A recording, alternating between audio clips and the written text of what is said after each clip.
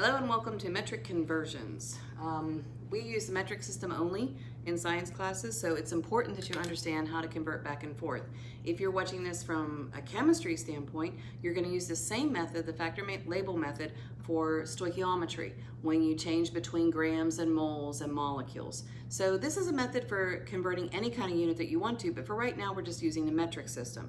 You have already been given a piece of paper that has all the equations on it for the metric system. So you're going to use those to make conversion factors. The way that you make a conversion factor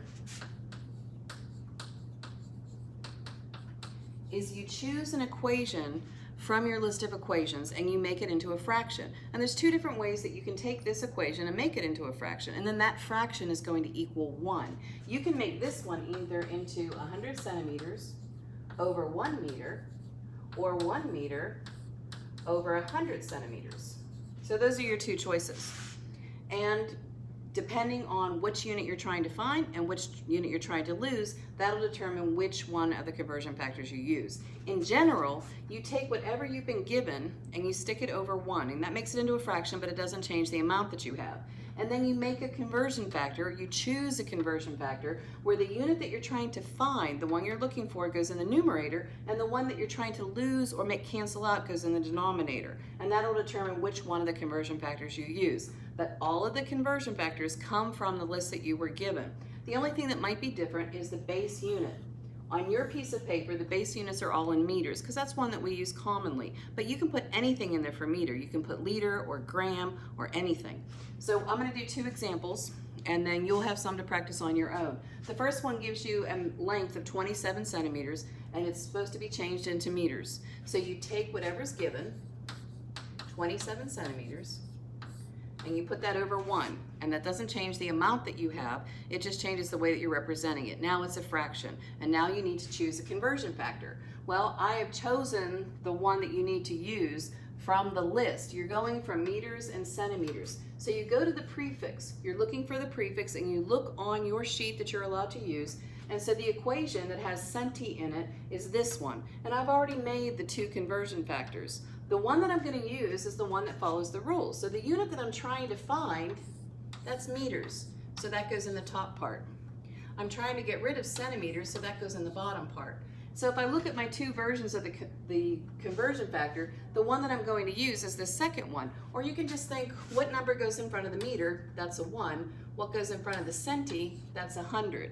And then because just like in math class, something that's in the numerator and something that's in the denominator, those are going to cancel out because anything divided by itself is 1. And then if you look at this, this will tell you whether or not you have to multiply or divide.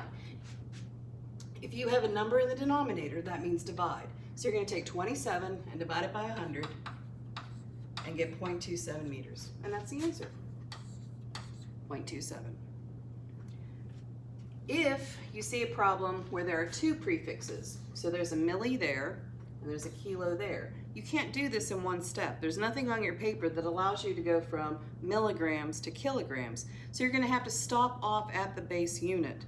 You still set it up the way that we set up this one. It's just going to have a second step added to it. So we take the 140 milligrams and we stick that over 1. Another thing that's different about this one, everything on your paper has meter as the base unit. I've changed this one to grams. Everything is still done the same way. It doesn't matter what this base unit is. The thing that's important is the prefix. So I take the 140 milligrams and I want to change that to grams first. So that gram is going to go up in the numerator, milligram is going to go down here. And I'm going to look on my equation sheet and I'm going to find the prefix milli and write that equation down. So I have 1,000 millimeters equals 1 meter. That's the same thing as 1,000 milligrams equals a gram. And now I can make that into a conversion factor. I can take the 1,000 and put that over the 1 gram. That's 1. The top equals the bottom. That means this is 1. Or I can have the 1 gram over the 1,000 milligrams.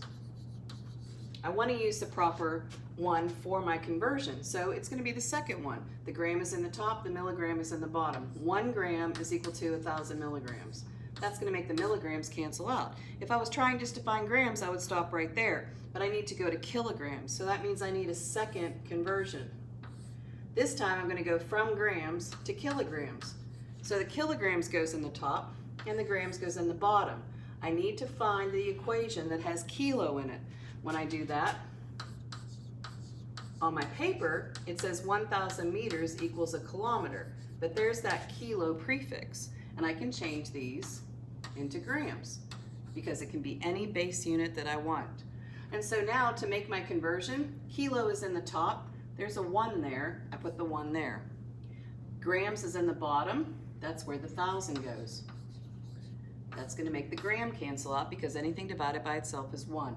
Now I do the math. I take 140 and divide it by 1,000. I divide it by another 1,000. My calculator is probably going to tell me that that's 1.4 times 10 to the negative 4th kilograms, which is the same thing as 0.000140. And that's how you do metric conversions.